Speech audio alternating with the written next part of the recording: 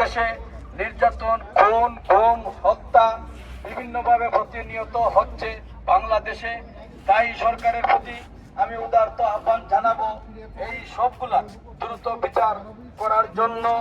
এবং আমি গত কয়েকদিন আগে দেখেছি আমাদের ডেগেনাম মসজিদের একজন ইমাম সাহেব বাংলাদেশে গিয়েছিলেন, উনাকেও 22 দিন গুম করা হয়েছে এবং সেই দিন উনি প্রেস কনফারেন্স করেছিলেন লন্ডনের ঐতিহ্যবাহী বিগ লেনের একটা রেস্টুরেন্টে প্রেস কনফারেন্স উনি করেছিলেন। আমরা দেখেছি বাংলাদেশ, আমরা যদিও প্রবাসে থাকি না কেন বাংলাদেশের কথা আমরা বলতে পারি না। প্রতিনিয়ত বাংলাদেশের আমাদের আত্মীয় স্বজনের কথা আমরা মনে করি।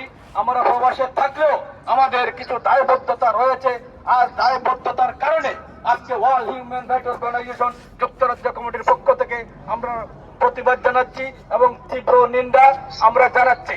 সম্মানিত উপস্থিতি।